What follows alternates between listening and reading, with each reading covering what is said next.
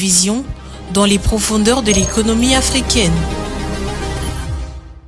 Tout de suite,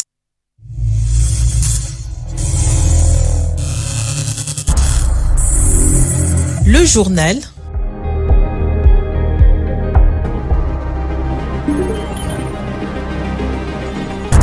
Ce journal vous est présenté par Fonds des promotions de l'industrie. Votre partenaire privilégié pour la réussite de vos projets.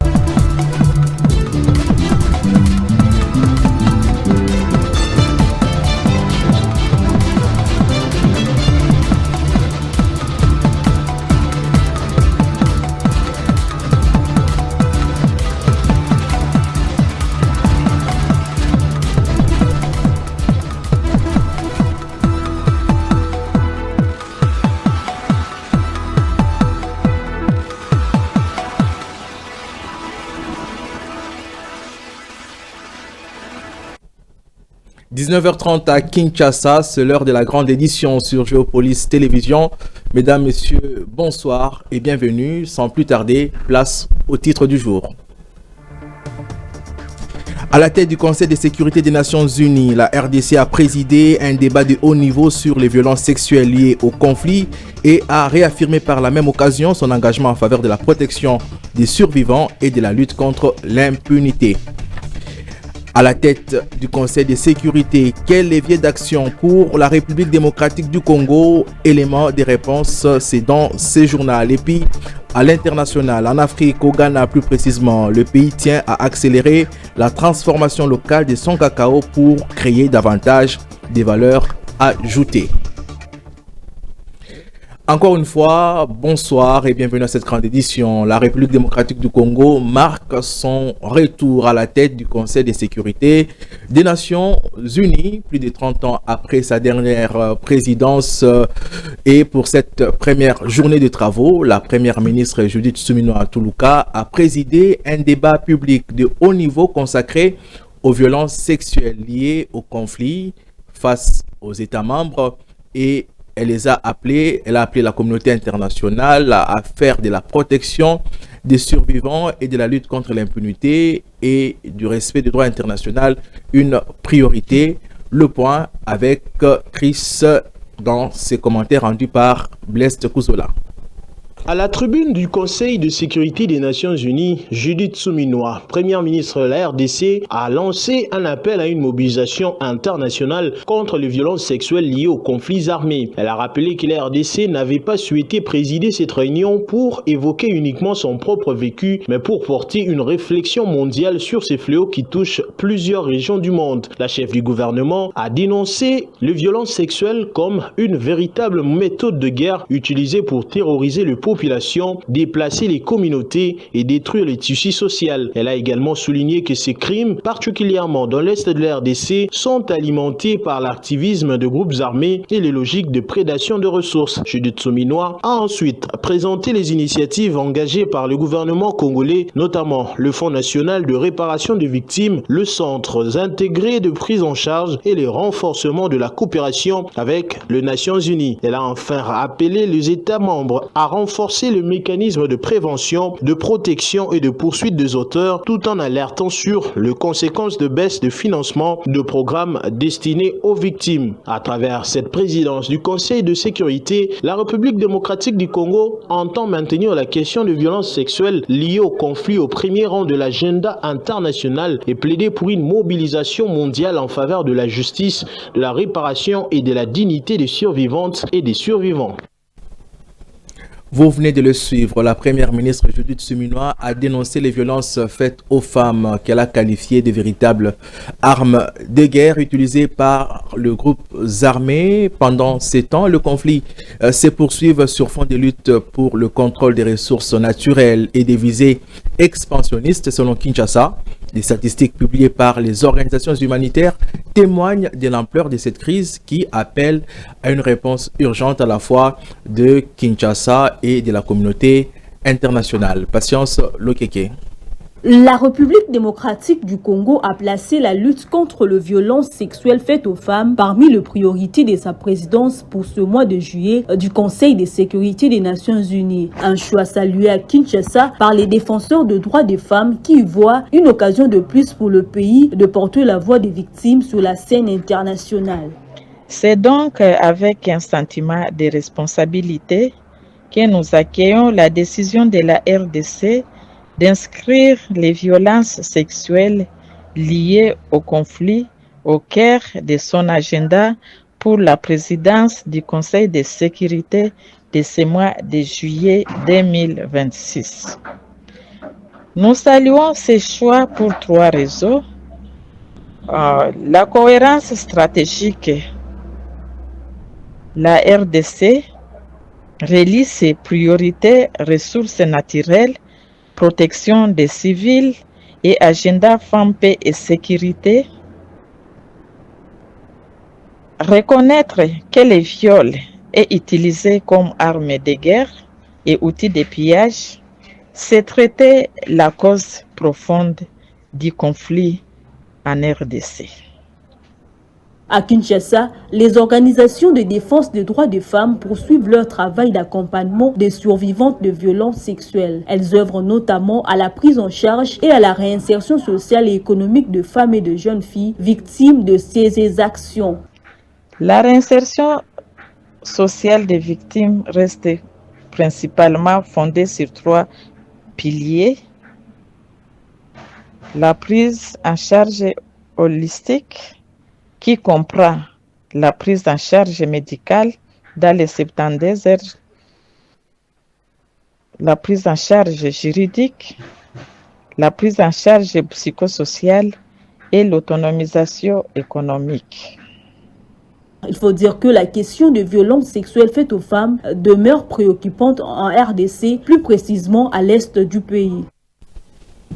Voir la question des violences sexuelles faites aux femmes être inscrite à l'ordre du jour de ces débats au niveau du Conseil de sécurité a été salué par les défenseurs de droits des femmes ici à Kinshasa. C'est plutôt l'élément que vous venez de suivre qui espère avec cet acte que la communauté internationale va davantage se mobiliser en faveur des survivantes. Revenons à ce que nous disions tantôt. La première ministre Judith Suminwa a dénoncé les violences faites aux femmes qu'elle a qualifiées de véritables armes de guerre utilisées par les groupes armés. Et pendant ce temps, le conflit se poursuit sur fond de lutte pour le contrôle des ressources naturelles et des visées expansionnistes selon Kinshasa. Les statistiques publiées par les organisations humanitaires témoignent de l'ampleur de cette crise qui appelle à une réponse urgente à la fois de Kinshasa et de la communauté internationale. Encore une fois, retrouvez Patience Lekeke pour le commentaire. Les violences sexuelles utilisées comme arme de guerre en République démocratique du Congo, particulièrement dans les provinces de l'Est, demeure l'une des conséquences les plus dramatiques des conflits armés. Alimentée par la persistance des affrontements liés notamment à l'exploitation illégale des ressources naturelles dans des zones riches en minerais, cette crise humanitaire ne cesse de s'aggraver. Selon les données publiées par les Hauts Commissariats des Nations Unies pour les réfugiés, près de 900 cas de viol, précisément 895 ont été recensés au cours de la première quinzaine de février, soit une moyenne d'environ 60 viols par jour. Ces chiffres collectés par les acteurs humanitaires présents sur le terrain illustrent l'ampleur des violences subies par les femmes et les filles dans les zones affectées par les conflits. Le statistique national confirme cette tendance alarmante. En 2023, plus de 123 000 cas de violences sexuelles ont été enregistrés à travers la RDC, dont plus de 70% dans les provinces de l'Est. La situation s'est davantage détériorée en 2024 avec plus de 130 000 victimes recensées, en grande majorité des femmes et des filles. Le 895 cas signalés récemment par le HCR s'inscrivent ainsi dans un contexte de recrudescence des violences sexuelles utilisées par certains groupes armés comme un instrument de terreur, de domination et de déplacement forcé des populations. Face à cette réalité, les agences des Nations Unies et les organisations de défense défense des droits humains appelle au renforcement de la protection des civils, à la lutte contre l'impunité et à une prise en charge adaptée des survivantes, tout en insistant sur la nécessité de restaurer durablement la paix dans l'est de la République démocratique du Congo.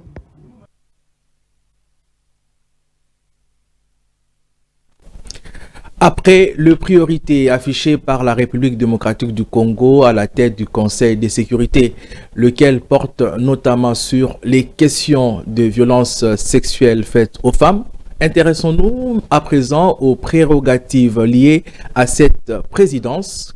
Que peut réellement faire le pays durant ces mois de juillet? Réponse avec Carlos Moupili, il est enseignant en sciences de l'information et de la communication. Ses propos ont été recueillis par Didier Ilunga.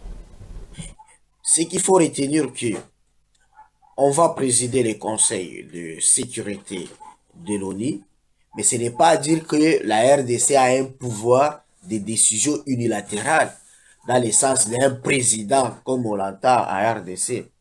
Mais quand même, c'est une très bonne position d'influence diplomatique et procédurale. Alors, par rapport au processus de paix qui se trouve par-ci par-là, cette position peut quand même nous aider à mettre la situation de l'Est à l'ordre du jour,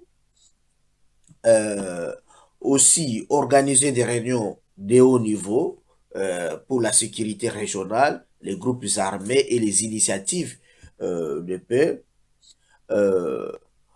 On peut chercher aussi comment renforcer le soutien international au processus de médiation et peut-être donner de la visibilité sur les accords et les négociations qui existent déjà ou qui sont déjà en cours. Donc, retenez que lorsqu'on parle de Conseil de sécurité, c'est vraiment une affaire exclusive des 5 États permanents du Conseil de sécurité qui ont le droit de veto. La RDC, même si elle va présider le Conseil de sécurité, n'a pas le droit de veto. Donc, on admet l'influence diplomatique, mais pas un pouvoir de décision unilatérale. Après la diplomatie, place à présent aux questions de développement. Comment faire de l'eau une source de revenus? La question préoccupe au plus haut point. Le gouvernement congolais, l'exécutif, s'apprête à mettre en place un office de l'eau. Au-delà de cette ressource, la stratégie est plus large, valoriser les potentiels environnementaux du pays afin d'attirer davantage de financement. Patrick Ilunga nous en dit plus. C'est toute une batterie de réformes que prépare la République démocratique du Congo pour prendre le leadership africain, voire mondial, dans le secteur de l'environnement. La stratégie touche d'abord la gestion des rivières, du fleuve, des lacs et des autres ressources en eau du pays. Objectif, développer une véritable économie bleue pilotée par une structure spécialisée, l'Office de l'eau, actuellement en cours de création. Présenté comme un pays solution face aux défis environnementaux et climatiques, la RDC dispose d'environ 52% des ressources en eau douce de surface du continent africain. Ces eaux constituent un puits de carbone à fructifier, a noté la ministre de l'Environnement. Autre puits de carbone, les forêts et les tourbières. Ces écosystèmes sont également mis à profit pour permettre au pays de capter davantage de financement à travers le marché de crédit carbone. Aussitôt arrivé, j'ai élaboré une stratégie de valorisation, certification, monétisation des ressources forestières. Nous avons signé un accord avec le Brésil et le Brésil a déjà capté 25 milliards de dollars et la RDC a sa part dans cette enveloppe. Et donc les discussions sont en cours. On est en train de mettre en place la gouvernance de tout ceci, de sorte que d'ici 2028, l'argent pourra commencer à atterrir dans les pays concernés parce que nous sommes l'un des pays majeurs dans cette initiative-là à cause des ressources forestières que nous avons. Une intelligence pour une économie verte se met en place pour le Congo-Kinshasa, qui revendique plus de 150 millions d'hectares de forêt dans le bassin du Congo. Et puisqu'il est question des développements, direction maintenant le Maniema, réduire les inégalités entre les villes et les zones rurales, tout en améliorant durablement les conditions de vie des populations. C'est l'ambition du projet PRISE. En sa qualité de président du comité de pilotage, le secrétaire général Mongopassi Sanja Pelé a assisté à la remise officielle de plusieurs infrastructures dans le territoire de Bifuma 2, Kimbombo et Okona. C'est un récit de Didier Ilunga à qui Damani Mujinga a prêté sa voix. À la tête d'une forte délégation composée notamment du secrétaire général au développement rural, Mongopassi Sanja Pelé, également président du comité de pilotage du PRISE 2, du coordonnateur national du projet Deo Sunzu, ainsi que de plusieurs cadres de l'administration, le ministre d'État, ministre du développement rural, Grégoire Mouchaïl Moutombe, a procédé à la remise officielle de plusieurs infrastructures socio-économiques dans la province du Maniema, réalisé dans le cadre du projet de renforcement des infrastructures socio-économiques. Ces ouvrages comprennent un marché moderne, des écoles, un château d'eau, ainsi que plusieurs centres de santé construits à Difuma 2, Okona et Kimbombo. Financé par la Banque africaine de développement, ce projet vise à améliorer l'accès à l'eau potable, à l'assainissement et aux services sociaux de base dans les zones rurales et périurbaines. À cette occasion, le ministre d'État a indiqué que ces réalisations traduisent la vision du président de la République en matière d'amélioration de l'accès aux soins de santé, à l'eau potable et au développement des communautés. Le gouverneur du Maniema, Moïse Moussa Kabouankoubi, a salué l'intégration de sa province parmi les bénéficiaires du projet et a appelé la population à veiller à la préservation de ces infrastructures. Nous allons rester en province et toujours dans le registre des infrastructures. Longtemps attendu par la population du Grand Kasaï, la réhabilitation de la route Kananga-Kamwesha entre progressivement dans sa phase concrète. Financé à hauteur de 200 millions d'euros par l'Union européenne, ce projet est présenté comme un levier de désenclavement et de relance économique de la région. Sur place, les premiers travaux nourrissent beaucoup d'espoir. Plus de détails dans cet élément de Daniela Kalala. La réhabilitation de la route Kananga-Kamwesha, annoncée récemment par le gouvernement congolais et financée à hauteur de 200 millions d'euros par l'Union européenne, suscite des réactions positives dans la province du Kasaï central. Selon Albert Ngalamouloumé, membre de la société civile de Kananga, le premier développement du projet sont encourageants et nourrissent l'espoir d'une amélioration durable de cette infrastructure. Pour ce qui est de la route Kamwesha-Kananga, nous avons des impressions très positives. Pourquoi? Parce que les travaux de cette route évoluent normalement. Les travaux d'asphaltage sont déjà à un pourcentage très élevé. Il ne reste que quelques tronçons qu'on est en train d'attaquer pendant cette saison sèche. Alors pour nous, la population du Kasaï central, nous avons accueilli cette nouvelle ou cette évolution avec beaucoup de satisfaction. Si cette réhabilitation constitue une avancée majeure pour les infrastructures routières de la province, notre interlocuteur souligne également les importantes retombées économiques attendues. Il attire toutefois l'attention sur les défis liés à l'exécution de travaux et à la qualité des constructions dans la province. Cette route revêt une importance très capitale pour nous parce que d'abord, ça va désenclaver notre province. Vous savez que la province du Kasaï central, si elle n'a pas connu un développement, si elle n'a pas pu évoluer pendant plusieurs années, c'est parce qu'elle était enclavée. Alors nous sommes en train de connaître ces désenclavements grâce à cette route qui va directement nous connecter avec la province serre de Chikapa, avec la province de Bandundu, avec la ville de Kinshasa. Et ça va aussi permettre des activités activités commerciales ici, des flux commerciaux. Nous allons commencer à acheter des articles sur la ville à un prix abordable. Aujourd'hui, pour construire à Kananga, c'est un sérieux problème parce que les matériaux de construction proviennent de Kinshasa et lorsque la route n'est pas en bon état, il n'y a pas moyen d'acheminer ces matériaux et ces matériels dans le temps et à un prix abordable. Donc, dans l'attente de l'aboutissement du projet, la population espère que cette réhabilitation sera menée à son terme et contribuera au développement économique de la région. Nous ouvrons à présent les chapitres consacrés au sport dans ce journal. Après l'élimination de l'Égypte, tous les espoirs du continent reposent désormais sur le Maroc. Dernier représentant africain encore en lice à la Coupe du Monde, les Lions de l'Atlas portent le rêve de plus d'1 milliard d'Africains. Après leur parcours historique en 2012, peuvent-ils écrire une nouvelle page de l'histoire et offrir à l'Afrique la toute première finale mondiale? Élément de réponse dans cet élément de réponse avec Blaise Kouzola.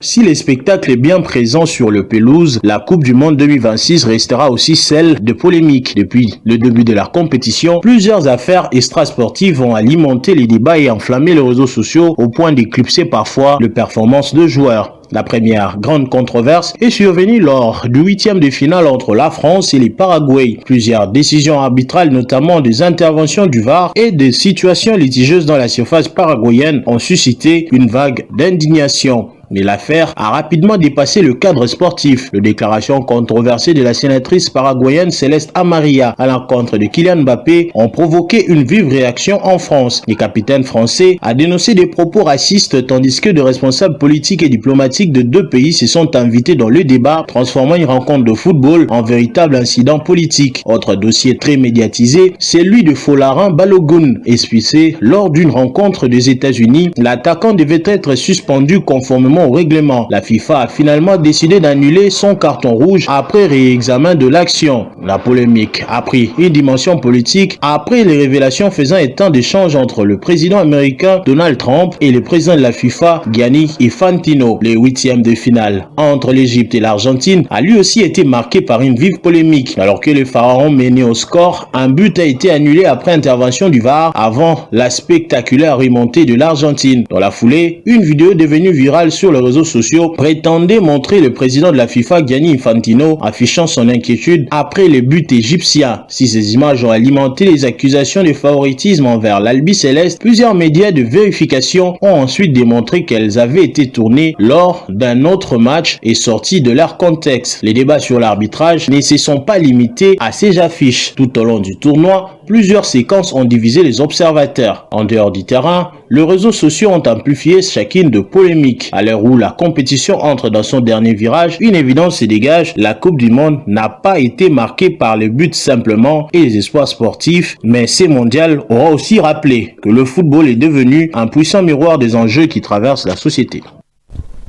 Vous venez là de suivre plutôt le fait extra-sportif qui marque cette Coupe du Monde et qui font parler au-delà des performances sportives. Et pour en parler un tout petit peu, nous recevons sur ces plateaux Blaise Kouzola, spécialiste maison en sport. Blaise Kouzola, bonsoir. Bonsoir Domoumet.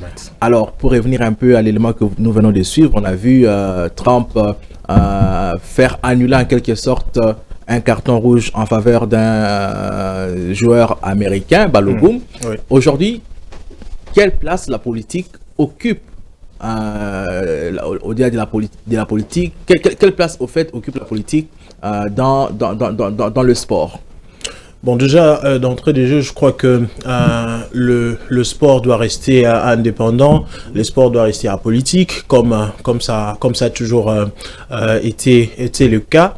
Mais il faudra dire que dans cette Coupe du Monde, la politique s'est vraiment beaucoup ingérée. Vous avez parlé du cas de Balogun, avec Donald Trump qui disait que voilà, il a fait appel à Gianni Infantino, président de la FIFA, pour pouvoir essayer de réclamer ces cartons rouges infligés à Balogun, qui finalement a eu beaucoup de répercussions, puisque dans le règlement de la FIFA, lorsqu'un arbitre donne de sanctions à un joueur dans un match, les décisions arbitrales sont irréversibles. C'est comme ça qu'on a noté ça.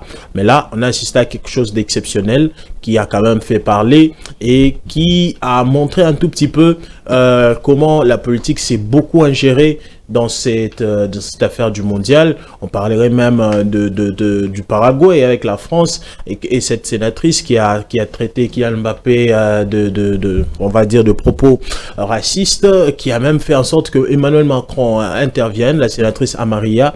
Donc je crois en tout cas que ces genres de choses doivent rester en dehors du football, puisque elle-même la discipline est apolitique et elle n'aime pas trop les ingérences. Et une question très rapidement sur l'arbitrage, puisqu'on évoque également l'arbitrage qui fait parler aussi de lui. Est-ce que l'arbitrage de cette Coupe du Monde jusque-là est à la hauteur de la compétition? Bon, dans cela, il y a beaucoup on va dire, de discussions qui doivent venir, de discussions qui sont en tout cas partagées. Les opinions sont diverses.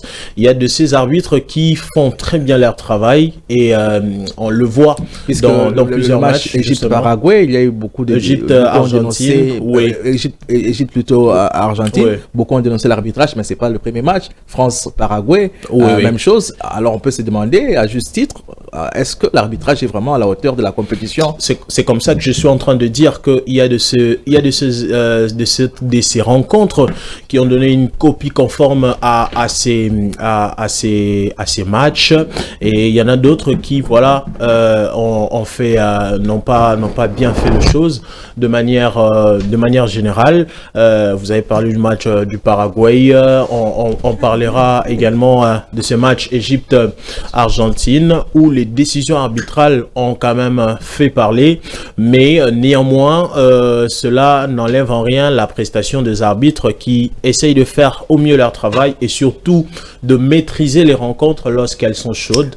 Donc voilà ce qu'on peut dire à propos des arbitres. Alors Ben, je vais te garder, mais d'abord je nous laisse suivre cet élément. On sait toutes les équipes africaines sont éliminées à l'exception d'une. Oui. C'est l'équipe marocaine qui porte aujourd'hui tout l'espoir de tous les Africains. Va-t-elle réussir à créer la surprise et faire mieux qu'en 2022?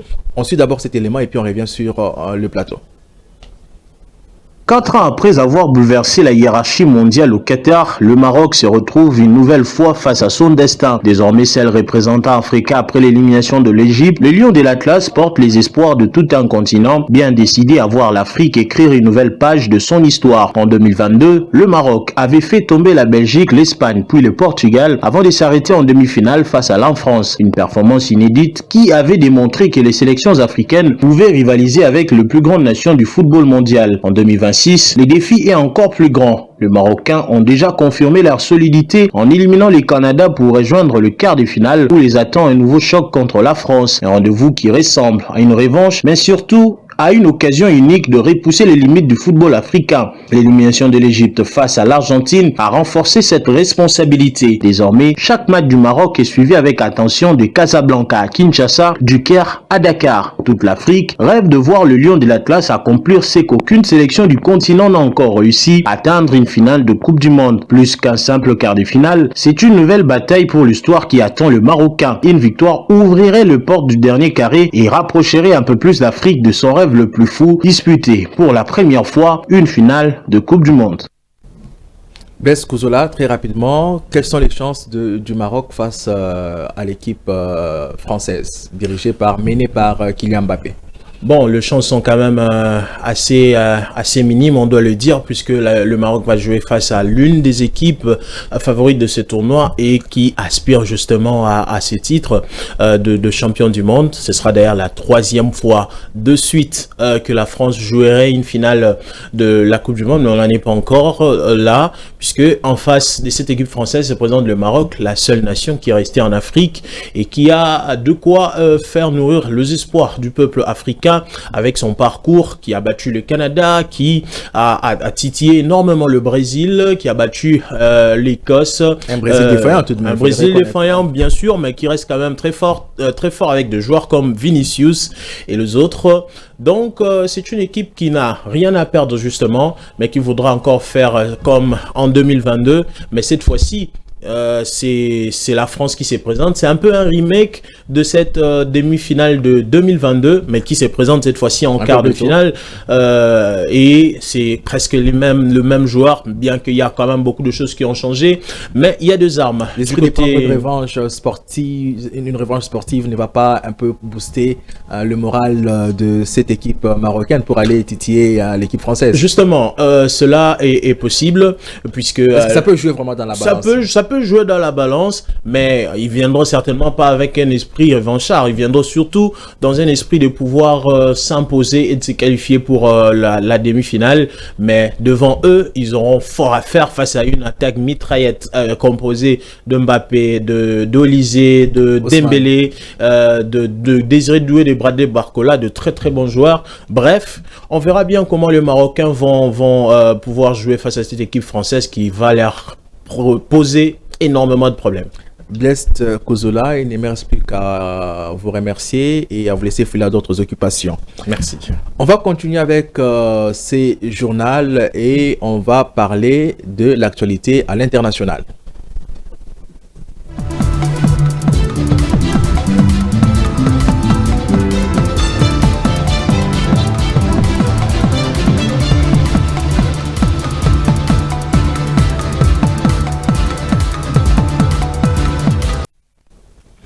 Prenons la direction du Burkina Faso. L'or continue de dominer l'industrie minière burkinabé, tandis que l'argent, le manganèse et les phosphates complètent le paysage extractif. Le zinc, lui, disparaît du rapport 2024 des litiers après l'arrêt en 2022 plutôt, de la mine de Perkoua, seule exploitation industrielle de ces minerais dans le pays. Myriam Likio.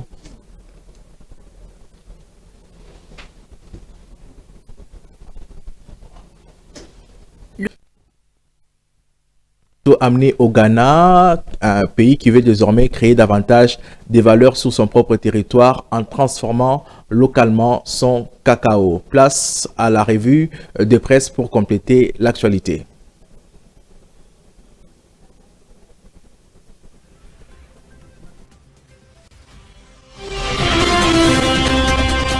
Bonsoir. Le consultation menée à Bujumbura par le président burundais Evariste Ndayishimiye avec la coalition de l'opposition congolaise C64 et les confessions religieuses continuent d'être analysées par les médias congolais ce mercredi 8 juillet. Congo Nouveau estime que la coalition de l'opposition C64 joue la carte de la prudence. Après des consultations qualifiées de positives le 6 juillet à Bujumbura, l'opposition a fait un geste de bonne volonté en reportant sa grande marche populaire du 8 au 22 juillet. Pour cet hebdomadaire, cette coalition reste néanmoins sur ses gardes, craignant une manœuvre politique visant à freiner l'élan populaire contre un éventuel troisième mandat du président Tshisekedi. La C64 maintient ses exigences, un dialogue national inclusif et les retraits purs et simples du projet de révision constitutionnelle, conclut le journal. Pour le phare, le président burundais a plutôt adressé un véritable sermon de responsabilisation à ses interlocuteurs congolais. Le quotidien indique que le numéro 1 burundais a placé les opposants et les religieux face à leur conscience devant le péril de désintégration et la guerre d'agression que subit la RDC. D'après ce journal, Evariste Ndayishimiye a fustigé le comportement de certains acteurs nationaux qui choisissent de combattre les institutions légalement établies au lieu de faire front commun contre l'ennemi extérieur. Le phare affirme qu'aucun dialogue tel que réclamé par l'opposition et les églises n'a été formellement abordé dans le sens souhaité par ces dernières. Africa News, pour sa part, annonce que la coalition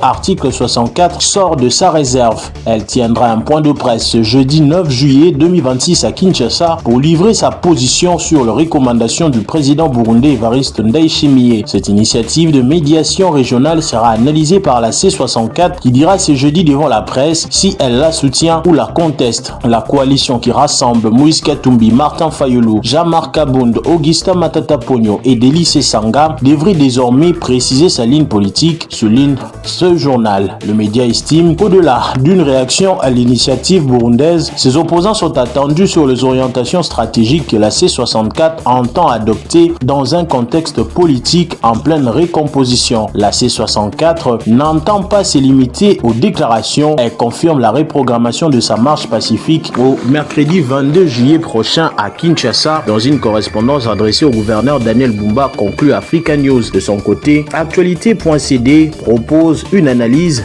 de la situation sécuritaire entre la RDC et le Rwanda en relayant le propos du chercheur Jason Stearns. RDC Rwanda, Jason Stearns plaide pour une solution réaliste et écarte l'option d'une défaite militaire imposée au Rwanda, écrit les médias en ligne. L'espère estime que la pression militaire et diplomatique actuelle ne permettra pas d'imposer une défaite totale à Kigali. Pour sortir de l'impasse, il préconise un compromis réaliste fondé sur le schéma traditionnel, le retrait des troupes rwandaises en contrepartie d'un engagement ferme de Kinshasa à combattre les FDLR tout en veillant à préserver strictement la souveraineté et l'intégrité territoriale de la RDC. Fin de cette revue de presse, merci d'avoir suivi. C'est la fin de cette édition du journal sur Géopolis, mais bien avant de nous séparer, petit rappel de titre du jour. À la tête du Conseil de sécurité des Nations Unies, la RDC a présidé un débat de haut niveau sur les violences sexuelles liées au conflit et a réaffirmé son engagement en faveur de la protection des survivants et de la lutte contre l'impunité. À la tête du Conseil de sécurité, quel levier d'action pour la RDC? Vous avez eu des éléments de réponse dans ce journal avec l'enseignant en sciences de l'information et de la communication, Carlo Bopuli. Et en Afrique, au Ghana plus particulièrement, le pays tient à accélérer sa transformation locale du cacao pour créer davantage de valeurs ajoutées. Fin complète de cette édition d'information. Merci à vous de l'avoir suivi et à la prochaine.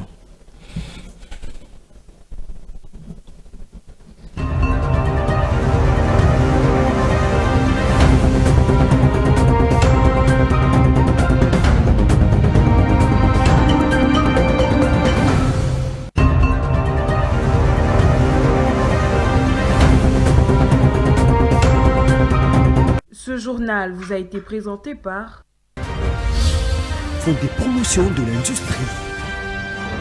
Votre partenaire privilégié pour la réussite de vos projets.